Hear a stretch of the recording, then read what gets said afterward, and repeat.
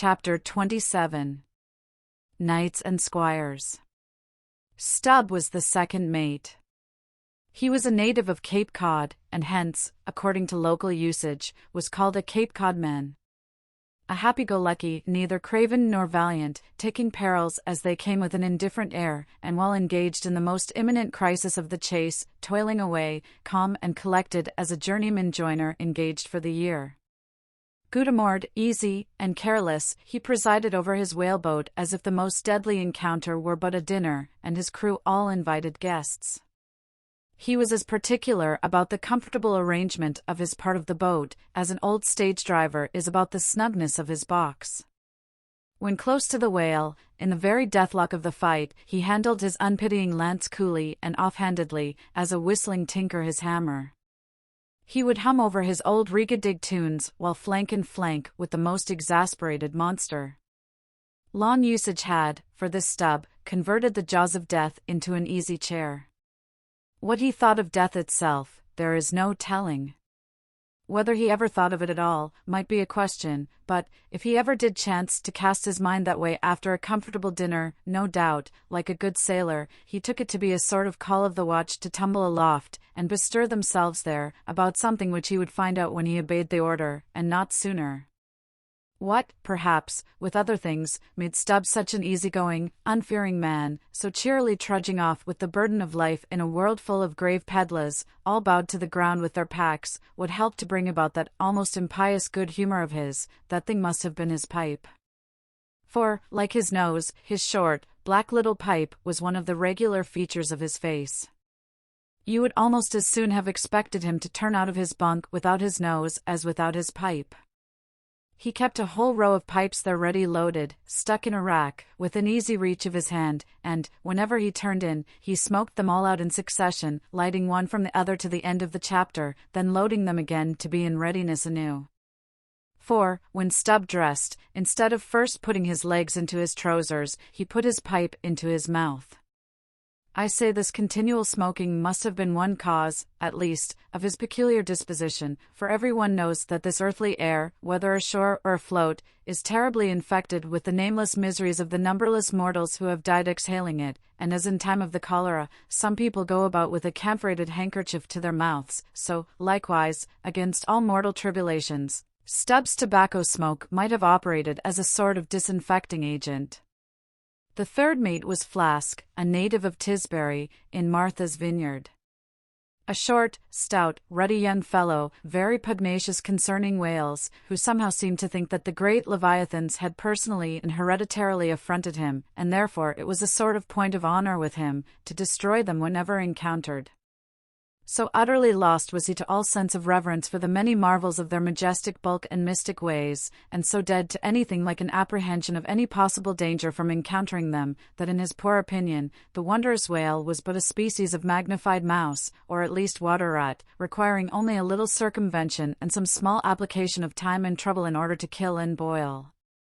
This ignorant, unconscious fearlessness of his made him a little waggish in the matter of whales. He followed these fish for the fun of it, and a 3 years' voyage round Cape Horn was only a jolly joke that lasted that length of time.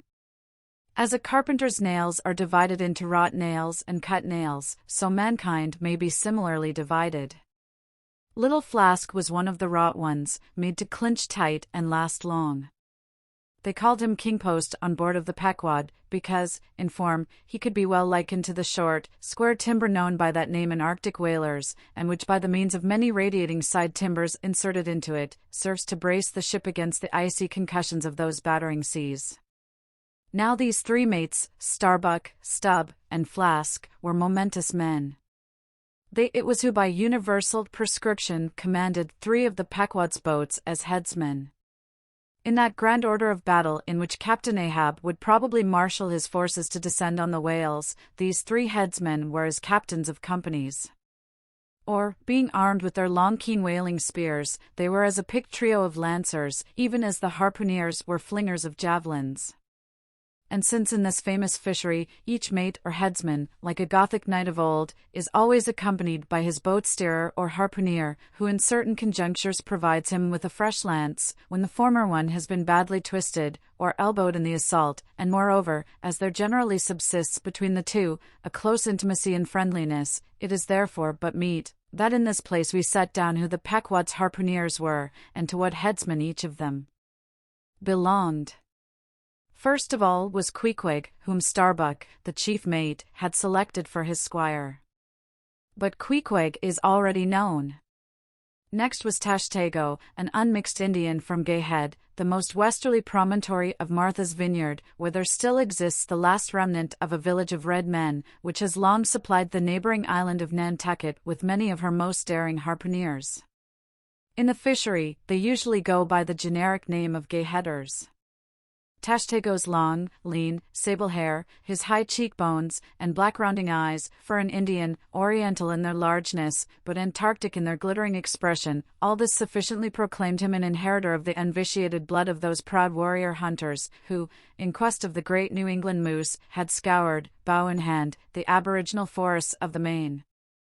But no longer snuffing in the trail of the wild beasts of the woodland, Tashtego now hunted in the wake of the great whales of the sea, the unerring harpoon of the sun fitly replacing the infallible arrow of the sires. To look at the tawny brawn of his lithe snaky limbs, you would almost have credited the superstitions of some of the earlier Puritans, and half believed this wild Indian to be a son of the prince of the powers of the air. Tashtego was Stubb, the second mate's squire. Third among the harpooneers was Daggoo, a gigantic, coal-black Negro savage, with a lion-like tread, and Ahasuerus to behold. Suspended from his ears were two golden hoops, so large that the sailors called them ring-bolts, and would talk of securing the topsail halyards to them. In his youth Daggoo had voluntarily shipped on board of a whaler, lying in a lonely bay on his native coast.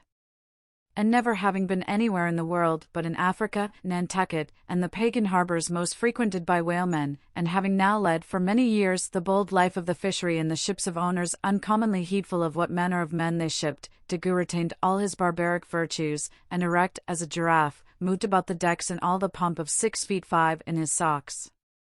There was a corporeal humility in looking up at him, and a white man standing before him seemed a white flag come to beg truce of a fortress.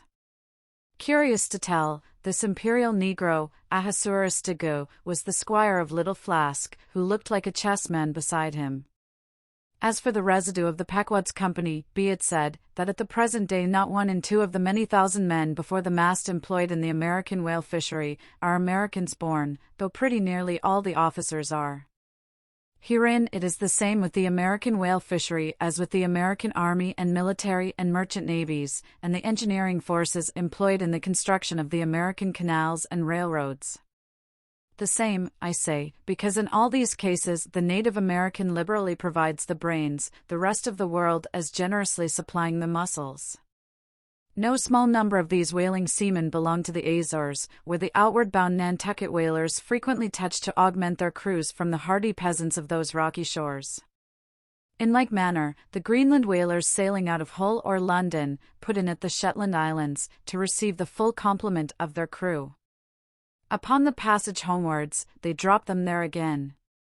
How it is, there is no telling, but islanders seem to make the best whalemen. They were nearly all islanders in the Pequod, isolados too, I call such, not acknowledging the common continent of men, but each isolado living on a separate continent of his own. Yet now, federated along one keel, what a set these isolados were! An Anacharsis Klutz deputation from all the isles of the sea, and all the ends of the earth, accompanying old Ahab in the Pequod to lay the world's grievances before that bar from which not very many of them ever come back. Black little Pip, he never did, oh, no.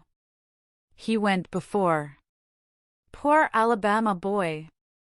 On the grim Pequod's forecastle, ye shall ere long see him, beating his tambourine, prelusive of the eternal time, when sent for, to the great quarter-deck on high, he was bid strike in with angels, and beat his tambourine in glory, called a coward here, hailed a hero there.